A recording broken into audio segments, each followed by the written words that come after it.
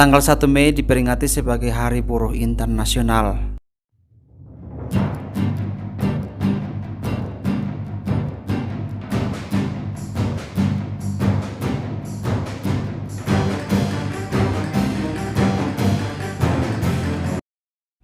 Dan di Indonesia ditandai dengan Hari Libur Nasional.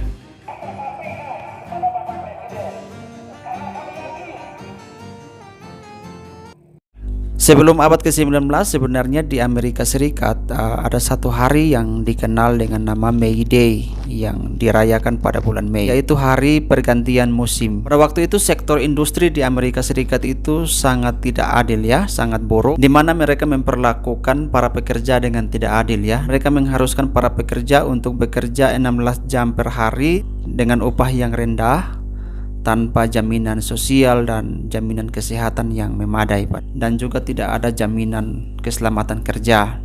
Tepat pada tanggal 1 Mei tahun 1886,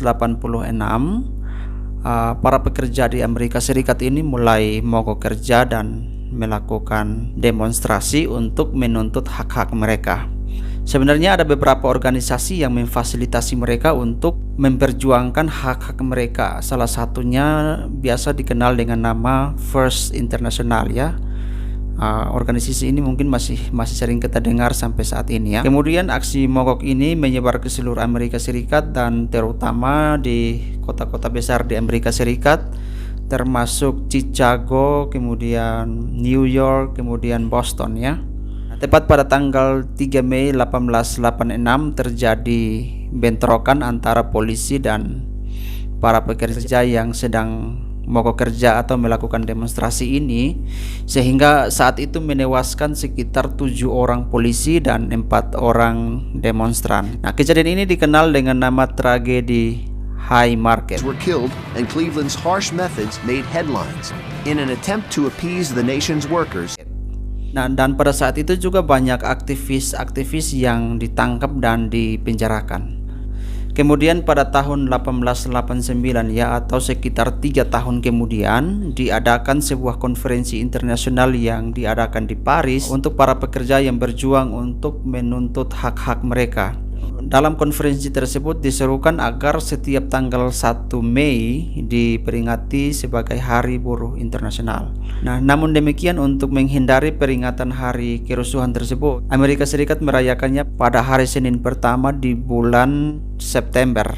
Walaupun tanggal 1 Mei hari libur resmi di Amerika Serikat. Sebanyak 50.000 buruh akan menggelar demonstrasi di DKI Jakarta pada Hari Buruh Internasional atau May Day 1 Mei 2023. Kita ingin Undang-Undang Cipta Kerja dibatalkan, setuju? Setuju? Nah, di Indonesia sendiri Hari Buruh ditetapkan sebagai hari libur nasional oleh Presiden Susilo Bambang Yudhoyono pada tahun 2013. Nah, itulah sejarah singkat mengenai Hari Buruh Internasional ya, yang hari ini kita peringati. Dari sejarah tersebut kita bisa menarik kesimpulan bahwa kita bukan memperingati para buruh ya, tetapi kita memperingati perjuangan mereka untuk memperoleh hak-hak yang seimbang dengan pekerjaan mereka. Buruh memiliki arti yang luas dan arti yang sempit.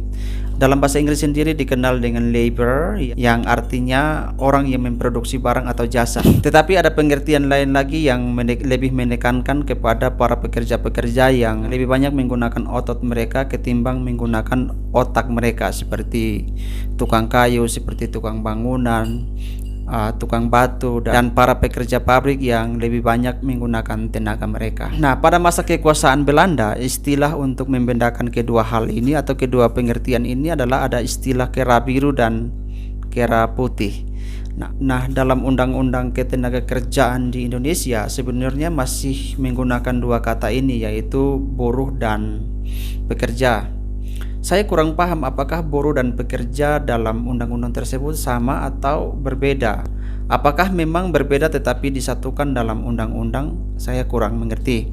Nah, lepas dari hal tersebut ada satu definisi yang menarik ya. Definisi ini mengungkapkan bahwa buruh adalah setiap orang yang menyandang status sebagai pekerja, baik itu guru, baik itu dosen, baik itu karyawan, baik itu sopir, baik itu tukang dan lain-lain, yang penting masih termasuk dalam pekerja, itu disebut dengan buruh. Meskipun hal itu masih kontroversial dan tidak semua orang sepakat dengan hal tersebut ya, tetapi sederhananya setiap kita yang masih menggantungkan hidup kita pada sebuah perusahaan atau sebuah pabrik, sebuah lembaga untuk menghasilkan uang atau menghidupi kehidupan kita, tentunya masih dikategorikan sebagai pekerja atau buruh ya. Dengan kata lain, kita belum bisa menjadi bos untuk diri kita sendiri ya, kita masih dikategorikan sebagai buruh, seperti itu.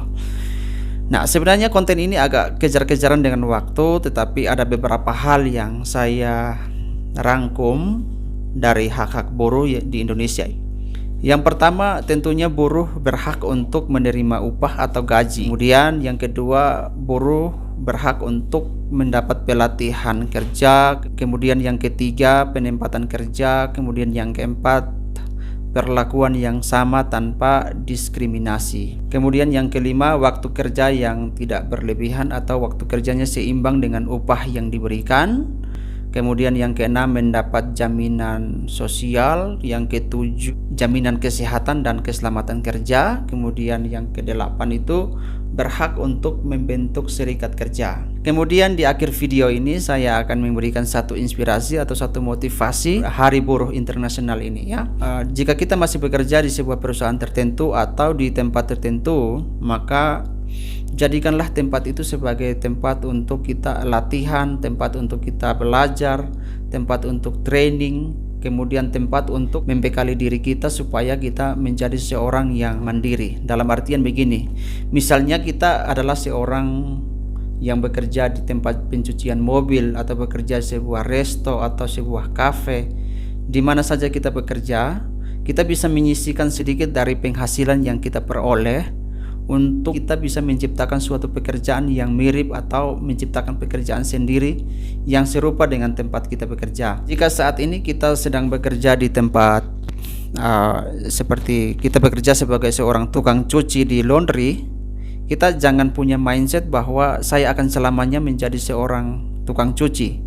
Tetapi kita harus punya mindset bahwa suatu saat nanti kita akan membuka tempat usaha laundry seperti yang saat ini kita bekerja, seperti itu.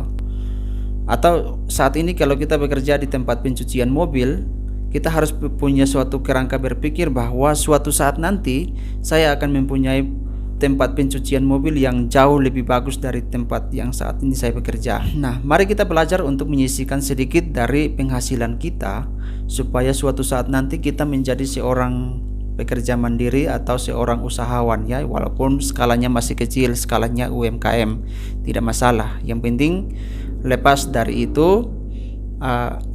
itu kita jangan selamanya menjadi seorang pekerja.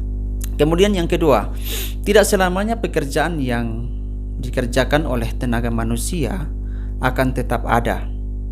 Ada banyak pekerjaan yang akan hilang karena pengaruh dari otomatisasi itu sendiri. Oleh karena itu, sambil kita bekerja, kita juga sambil mengupgrade atau mengupdate skill kita supaya nantinya kita tetap masih memiliki peluang kalau misalnya pekerjaan-pekerjaan kita saat ini digantikan dengan otomatisasi atau AI ya. Saya banyak sekali membaca bahwa pekerjaan-pekerjaan yang saat ini kita kerjakan nantinya akan digantikan oleh otomatisasi ya. Pekerjaan yang selama ini masih mengandalkan tenaga manusia, suatu saat nanti tidak lagi mengandalkan tenaga manusia. Misalnya terjadi PHK massal terhadap kita. Karena itu kita tetap bekerja dan belajar hal-hal baru agar kedepannya kita masih tetap memiliki peluang dan usaha untuk bekerja. Nah, satu hal yang saya pesan, jangan biarkan diri kita untuk diperalat oleh kaum-kaum kapitalis di mana mereka memanfaatkan tenaga kita dengan upah yang tidak seimbang ya. Banyak sekali di Indonesia memanfaatkan tenaga-tenaga kerja dengan upah yang sangat-sangat rendah. Saya pernah nonton sebuah YouTube, saya lupa namanya, tetapi dia pernah bekerja di Tesla, di tempatnya Elon Musk. Lalu setelah itu dia pulang ke Indonesia dan saat ini sedang mengembangkan motor listrik yang ada di Indonesia. Nah, itu adalah contoh seorang pekerja yang punya growth mindset atau future practice. Jadi dia tidak membatasi dirinya sebagai seorang pekerja, tetapi dia merasa bahwa ketika dia sudah bisa untuk bekerja mandiri, dia berusaha untuk keluar lalu menciptakan suatu pekerjaan yang baru. Dengan begitu dia bisa menyerap tenaga-tenaga kerja baru dan Indonesia bisa terselamatkan dengan pengangguran-pengangguran yang begitu banyak ya. Ini masih dalam uji coba, mudah-mudahan pemerintah kita mensupport akan hal itu ya. Mari kita stop eksploitasi tenaga kerja. Dan di akhir video ini saya akan membagikan satu poster yang saya temukan di grup WA. Di sini teman-teman silakan baca. Saya tidak tahu sumbernya dari mana, tetapi kalau pemilik dari poster ini membaca poster ini, mohon izin untuk saya posting di YouTube saya. Nah, saya Ardian, salam sukses untuk kita sekalian. Selamat Hari Buruh bagi kita semua yang saat ini masih berstatus sebagai seorang pekerja, termasuk saya.